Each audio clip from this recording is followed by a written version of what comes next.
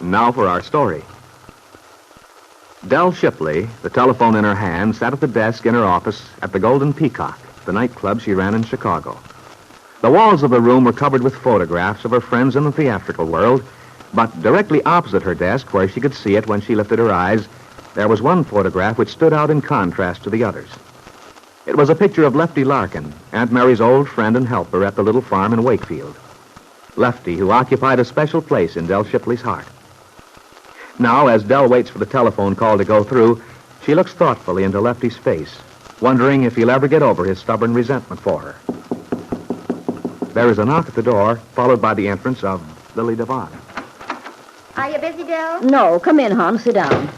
I'm calling Wakefield. Promised Aunt Mary I'd get in touch with her after Lisa's first night. Oh, well, maybe I better clear out. Oh, what for? We're not going to talk secrets long distance, you know. Besides, I need moral support. I really hate to tell Mary how it went. Yeah, I'll bet you do. But on the other hand, I got to be on the level. I'll have to tell her the kid flopped. Yeah? Hello? Hello? Mary? Is that you, Dell? Yeah, how are you? Just fine, thanks, Dell. How are you? I'm okay. Mary, this girl you sent up. Lisa? Yes, I've been awfully anxious to hear, Dell. Has she gotten started yet? Yeah, she opened here at the Peacock last night. Oh, that's wonderful. How was she? Well, it's always pretty tough after you've been away from this sort of work for a while. You don't just dive right in again. No, of course not, but I'm sure she'll work out all right. Oh, sure. You can't tell right away. She'll probably get her second wind. Wait a minute, Dell. Is something wrong? Wrong? Why, no, Mary. Why? You sound as if you're keeping something back. I know you too well, Dell Shipley. Come on now, out with it. What's the matter? Okay, Mary. The fact is, Lisa wasn't exactly a howling success last night. Oh, that's a shame, Dale. I did so hope that... Now, don't get yourself all upset, Mary. She wasn't too bad. She wasn't? No. Really. But there's no use kidding you. She wasn't too good either. Oh. I'm so disappointed. It would have meant a lot for Lisa to get a good start again. Yeah, I know. Well, I promised to give you a report. I'm sorry it wasn't good news. Oh, that's all right, Dale. I know you did the best you could for her. I'm glad to. It's funny. It seems as if something's eating that girl. Yes, that's true, Dale. She's a very unhappy young woman. She needs understanding and sympathy. Who doesn't? She needs someone to confide in. Uh-huh. Well, Mary, you know how it is. I tried to give the girl a break, but if she hasn't got what it takes... Of course, Dale. I know you have to think about the business end of it. But I can't tell you how disappointed I am. Well, I'm disappointed, too. I appreciate your calling me, Dale. Oh, darn it. What, Dale? Nothing. This is very important to you, isn't it, Mary? Yes, it is. The thing is, I didn't want to lose track of her. That girl's the key to something here in Wakefield. Besides, I'm very fond of her. Oh, sure. She's a nice little kid underneath. Well, listen, Mary. Maybe she'll do better next time. You mean you'll want working for you? Yeah. I hope it'll do some good. Oh, that's wonderful of you, Dale. I was sure I could count on you. And I do appreciate it. Okay. Well, be seeing you soon. Yes. Goodbye, Dale. And thanks for calling. So long. You knew darn well you were going to keep Lisa on all the time. I'm not so sure about that, Lily. After all, I'm a businesswoman. But you know how I feel about Mary Lane. If she wants something... Yeah, I'm the same way. It's pretty hard to resist her. The thing is, she never asks a guy for something unless there's a darn good reason in back of it. And I am sorry for that youngster. She's such a sensitive little mouse. You should have seen her last night after the first show. I went back to the dressing room, and there she was, taking off her makeup. She was all set to clear out. Figured you'd be in there any minute to give her the bounce. Yeah? Oh, what did she say? Well, she knew she wasn't any good, and she didn't want to be a nuisance to you, and so on. I had to talk fast. And then, while we were still arguing it out, well, Tommy brought in some flowers. Yellow roses. Dozens of them. Well, the kid gets this faraway look in her eye, and I say to myself, this is it. Sure enough, they were from her husband, Lance. No kidding. Lance Fenner. Well, he's a darn good dancer. Yeah, that's what she says. In fact, she says the reason her act stinks now is that she's no good by herself. I get it. Maybe she's right. Well, for the love of Mike, why doesn't she go back to him? If he's sending her roses, he's not doing it just to be polite. The guy's probably still crazy about her. Sure, but it's not as simple as that. Oh, Lord, don't tell me it's another one of these four-cornered triangles. No, nothing like that. It's, well, that's what's got me going in circles. I don't know what the dickens is wrong. Well, tell me this. Do you think the kid's in love with him? Yeah, I'm sure of it. But what? Don't tell me a little thing like an unhappy love affair has you stymied. I don't know. Maybe I'm slipping. But I can't seem to make heads or tails of this one. Why don't you get her to spill it? Well, I've tried to, Dell, but she won't give. She just keeps saying she'd like to go back to him, but she can't. She can't face him. He'd never forgive her. You know, that routine. Well, if you can't do anything, nobody can. You might as well skip it. Now, wait a minute, Dell. There is somebody who might be able to get at the bottom of it. Well, if there is, I wish they'd get going. Sure, so do I, Dell. So how about it? How about... Look, if you mean yours truly, you can just count me out. You could do it, Dell. Aunt Mary wouldn't have sent Lisa to you if she hadn't thought so. Well, but why me? Why should I be the fall guy? You know what happens when you go sticking your nose into other people's affairs. Yeah, but you just said Never that... mind what I said. Now, listen, I'm no Cupid. I can't be doubling for Mr. Anthony every time somebody's marriage busts up. I've got my hands full as it is, just to keep things going. But, Dell... Listen, hon, far be it from me to brush you off, but I've got work to do. Now, why don't you run along and peddle your papers? You could help that kid a lot, Dell. She needs someone like you. Aunt Mary must think so, too, or she wouldn't... You and Aunt Mary. I don't see why you both have to pick on me to get the headaches. Well, you're older. You're more experienced. Oh, fine, I'm older. Listen, Lily, I'm not exactly decrepit. I may be getting a little thick around the middle, but I'm not ready to sit in a rocking chair with a shawl around my head and give out with the good advice. Ah, you know darn well what I'm getting at. Don't try to put up a smoke screen. Who's... Oh, nuts. I knew you would. I didn't say But you will. Won't you, Dell? Please. Honestly, between you and Mary Lane, I haven't got a chance. Don't give me that. You're just as much a softy as anybody. You just put on this act to protect yourself from letting go. All right, you win. What do you want me to do? Well, here's the thing, Dell. The way I see it, you gotta work fast. This Lance is set at the Copper Room in New York. Uh-huh. At least I saw something about it in a trade paper. Now, if we could get Lisa to change her mind, to see him before he clears out... What am I supposed to do? Tie her down and then make her listen to him? Besides, how can we be sure the guy's still in there pitching? The flowers. You said so yourself. Lily, you ought to know by now that just because a guy sends you a few roses, that doesn't mean that he wants to go through life with you hand in hand. You've got me there. Boy, if every man who... Oh, well, let's not be morbid. Okay, let's not. Anyway... The main thing is to get Lisa to tell you what it is she thinks she's done. This terrible thing that she's so sure Lance will hate her for. Personally, I think she's built it all up in her own mind. But you can tell about that when you get started. Oh, I'm sure you can do it, Dell. Remember, it's for Aunt Mary. Well, all right. I'll do my best. But don't expect miracles. I do, though. I've seen you in action before. And I promise you this. If you can't accomplish anything, I won't say another word. But I'm darn sure you can. As she went downstairs, Lily Devine was elated, full of confidence. She would have been even more so had she realized what a favor she'd accomplished this afternoon for her friend Peggy Douglas, Aunt Mary's niece.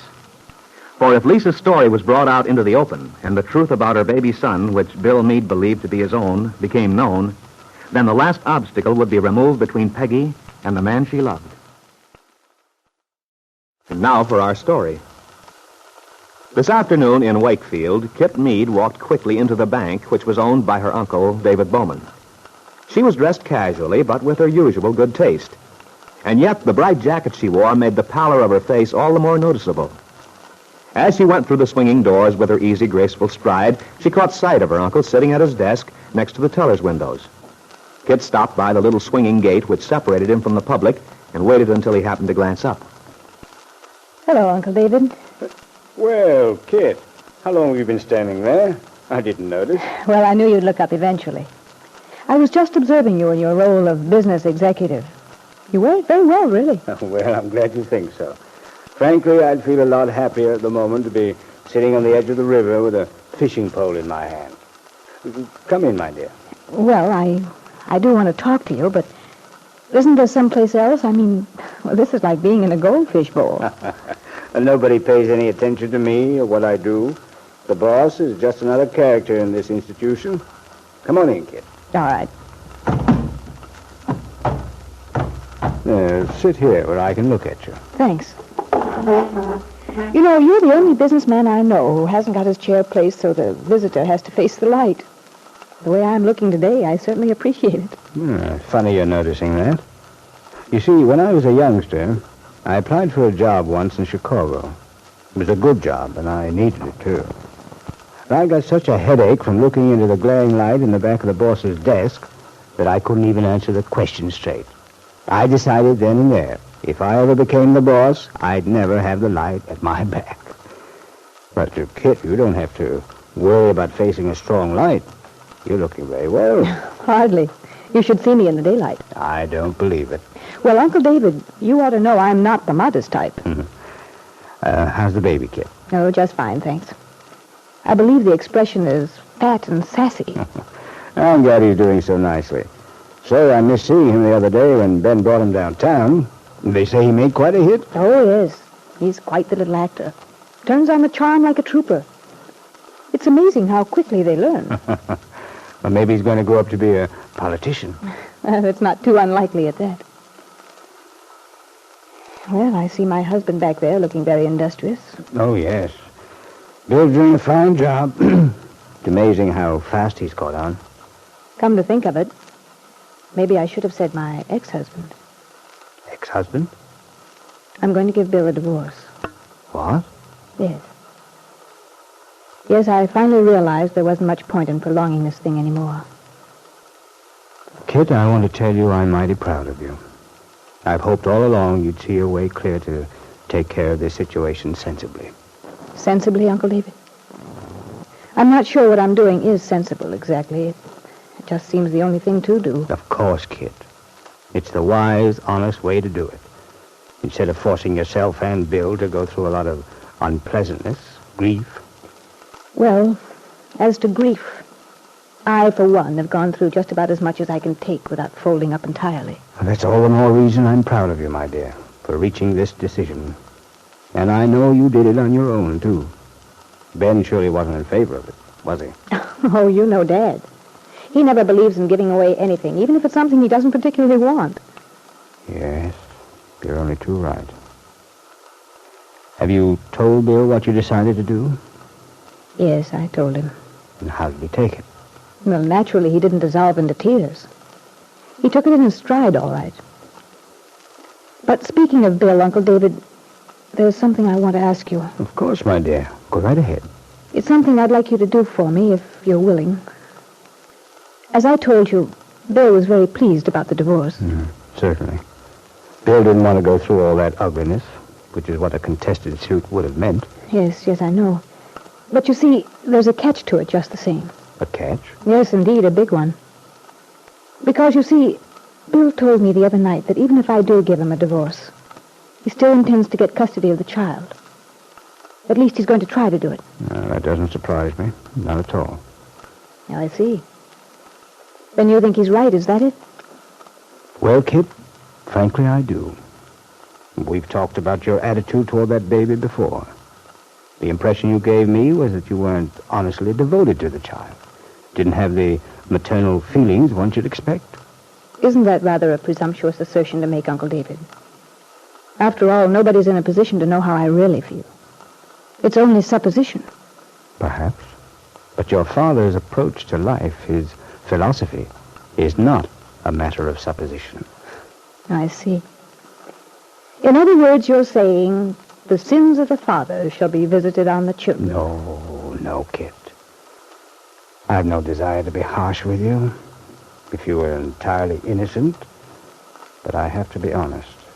It's been apparent to me for a long time that you were coming more and more under Ben's influence. I regretted it. And I told you so more than once, as you must remember. Yes, I remember. You see, my dear, I've been quite sure that your having the child would really amount to Ben's having him, to influence as he sees fit. I'd hate to see that happen. Uncle David, Suppose I were to promise you, to assure you, that the child would not be brought up in Dad's house, that I'd take him away, bring him up entirely away from Dad's influence. Ben would never permit such a thing. You couldn't hope to fulfill such a promise. But I would, believe me, I would. If you'd just try to help me, please. But, Kitt, how can I help you? You know I've no influence at all with your father. But you've a great deal of influence with Bill. Don't you see? Bill has so much respect for you. He'd do anything you say. If you asked him not to sue for custody of the baby, he'd listen. I'm sure he would. I'm not sure I understand you, Kitt. Because much as I believe Bill sincerely wants his son, it appears to be most doubtful that he'd win custody of the child. Yes, I know that. Everybody says he's bound to lose, but... Well, it isn't just that, Uncle David. It's... Well, I simply can't face having the whole thing dragged into court. I couldn't bear it. If only you'd talk to Bill, make him see how... Hello there, David. Mary Lane. Good afternoon, Kitt. Hello, Aunt Mary. You're looking very lovely today, Aunt Mary. That blue just matches your eyes. Oh, David. Kitt, your uncle is a regular old flatterer. So I gather. It's a side of him I haven't seen much of. Well, nobody else has either, except Aunt Mary. She sort of brings it out in me somehow. Well, David, I won't interrupt you. Well, you never do, Mary. Anything special on your mind today? No, nothing at all. I had a few errands to do, so I thought I'd drop in and say hello. I'm glad you did. How's everything at the farm? Just fine, thanks. Oh, incidentally, how's that young woman, the dancer? Mrs. Fenner? She's gone on to Chicago. She has? Mm-hmm. But she's quite recovered. Did you say Mrs. Fenner? Yes, Lisa Fenner. I believe you know her, don't you, Kitt? Oh, just slightly. Did she mention knowing me at all? Yes, she did. Well, I had no idea Lisa'd been staying with you. Oh, yes, we had quite a nice little visit. Oh, excuse me, there's Randy waiting for me outside. I'll run along and start him off on his next round of errands. I'll stop by later, David. Good. I'll expect you back. Oh, how's the baby, Kid? I saw him with your father the other day, and he's a very cunning little fellow. I hope he's getting along all right. The baby's fine, Aunt Mary. You should be very proud of him, Kid. Well, goodbye. Goodbye, Mary. Well, let's see. Where were we, Kit? Oh, yes, about the custody suit. Never mind, Uncle David. Just forget I ever mentioned it. I'm afraid it wouldn't make much difference now. Kitt said goodbye to David Bowman hastily and left the bank. Her thoughts were confused, fearful. What could it mean, she wondered? Lisa Fenner in Aunt Mary's house. Had Lisa told Aunt Mary the whole story? Was Aunt Mary only pretending to know nothing about the baby's true parenthood when she asked about him just now? And then would the blow suddenly strike when Kitt was unprepared, unable to defend herself? Kitt Meade was terrified, completely terrified. Now for our story. In the living room of Ben Calvert's luxurious home in Wakefield, Jessie Calvert and Kitt Meade, Ben's daughter, sat facing each other in the comfortable love seats on either side of the fireplace. Jessie was busily knitting, an occupation which left her eyes free to wander about the room and to observe with merciless penetration the signs of Kitt's nervousness. She watched the younger woman's frightened expression, saw the fear which Kitt was attempting unsuccessfully to hide. In the study adjoining, George Farnsworth, Ben Calvert's Chicago lawyer, was conferring with Ben. Perhaps, Jessie thought, that was the reason for Kitt's evident nervousness. Perhaps she was thinking of the impending divorce. But Jessie Calvert was wrong. Kitt was dominated by only one thought tonight, the thought of Lisa Fenner, and the terrible possibility that Lisa had told everything to Aunt Mary, the truth about the child which Kitt had pretended was her own. Now Jessie looks around, across to Ben's daughter, as she says brightly, Well, Ben and Mr. Farnsworth seem to be having quite a little session in there. Shouldn't you have joined them, Kitt? After all, it is your divorce. Dad's capable of handling it well enough without me. Of course he is. And it's certainly like Ben to want to manage the whole thing himself. I must say, Kitt, I have to admire you for being so patient with your father. Giving in to him as you've done all your life. I've held my own.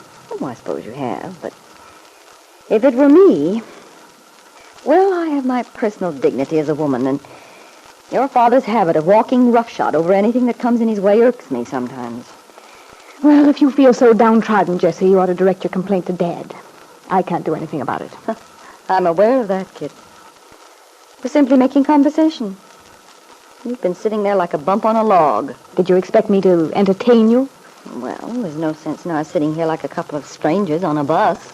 Well, I'm sorry. I'm not in a chatty mood. So I gather. I'm rather surprised at you, Kitt. Surprised? Yes. I had no idea this divorce was going to affect you the way it seems to. Personally, I felt a long time ago you were resigned to it. You would have given in if Ben hadn't opposed it. You seem to have given the matter considerable thought. Well, I couldn't help noticing what goes on right under my nose. Oh, no. Especially when you hope to uncover something in the line of gossip. You should have been a society reporter, Jessie. I think you would have been a great success. Thank you. I think so myself. Or maybe one of those sob sister columnists. The human angle. That might be more like it. As a matter of fact, I am interested in people's reactions. For example, you. Puzzled me all along why you were so anxious to avoid the divorce. Seemed out of character. I never would have expected you to be the sort of woman who clings to a man who doesn't want her. Well, Jessie, live and learn. No, really, Kitt. And then Bill's attitude seemed odd, too. By the way, how did he take the news? About the divorce? I should think he would have been surprised after all this time. He didn't exactly burst into tears. No, I expect not. What did he say about the baby, Kitt? I don't know why I'm telling you all this, Jessie, except I'm too weary to fend you off.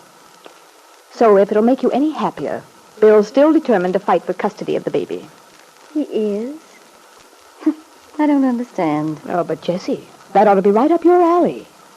Don't you understand? Fatherly devotion, all that sort of thing? Fatherly devotion, yes. That's all very fine, but Bill's in no position to...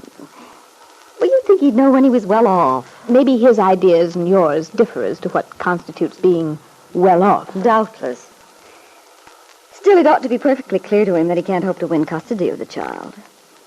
Why would he want to burden him? You'll have to ask Bill that. I'm sure I don't know. All I do know is he's quite definite on the subject. Really? People are so funny. Here's Bill, who made such a to-do about wanting a divorce, presumably to get his freedom. Now, all prepared to give it up if he should get custody of the child. And you... Yes, Jessie? What about me? Well, frankly, Kitt, even though I do feel a child that age belongs to his mother, in your case it isn't logical. Because I don't think you actually care for the baby as a mother should. For a childless woman, you certainly have a lot of theories about motherhood and fatherhood. But I wouldn't upset them for the world. Just you go ahead and think what you like. I'm much too tired to argue. My goodness, you are feeling low tonight. But it's probably just temporary. Once the divorce is over, You seem to be under the impression that's going to solve everybody's problem. Mine, Bill's. Well, it may not solve them completely, but it ought to go a long way. You'll have your freedom then. Probably remarry. Oh, my, yes. Wakefield's so overpopulated with eligible bachelors, all eager to marry a woman with a small infant. They might be interested in marrying Ben Calvert's daughter, infant or no. You're surely not implying that I might be married for my money. Or rather, Dad's money. Why not? Besides, you never lacked for admirers. Men like Paul Cromwell. It seems to me, Jessie, that Paul Cromwell's name crops up in my conversations with you a lot lately. What are you trying to build up? Why, nothing. It's just that I know he used to have a great crush on you. Well, if he did, he's gotten over it bravely. What makes you so sure? You haven't seen him lately, have you, Kitt? Of course not. When would I have? Good heavens, I don't know. People do come through Wakefield sometimes. My, it does seem a long time since Paul was around. How long has it been, Kitt, since you saw him? For your information, Jessie, I haven't seen Paul since he was staying at Camp Downing more than a year ago.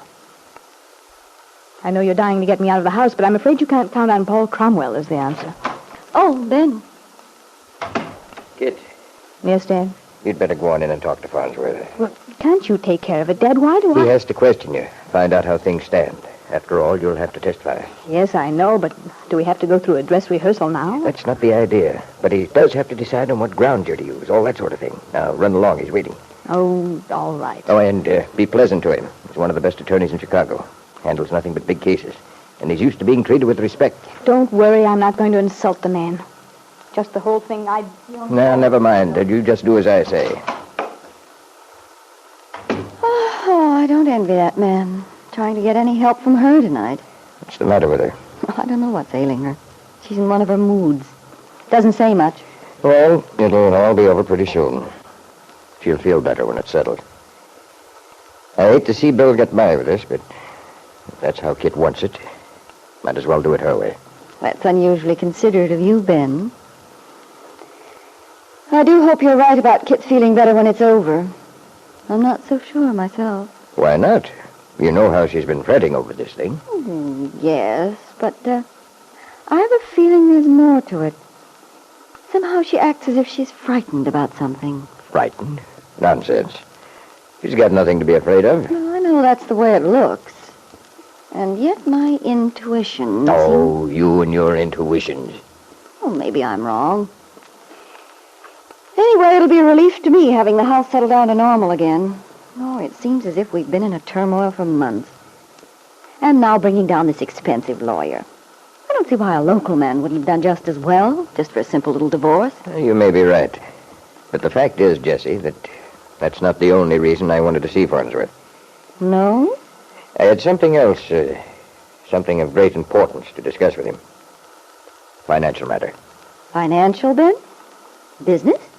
No, I just don't believe in leaving things to chance. And you never can tell what's going to happen. Of course not, but I don't see... Jessie, you might as well know. I have a grandson now. And that means that I've decided to change my will. Jessie Calvert didn't reply to Ben's statement. That Ben might change his will was something she'd long hoped for, schemed for. However, she wanted it changed in a manner far different from the one he'd implied. She'd managed to marry Ben, but little good had it done her, with Kitt in the house. And now Kitt's child was to become another threat to her security. Unless she could manage to do something to get the baby out of the house. If only Bill Meade were to get custody of the baby. If only she knew something which might help him.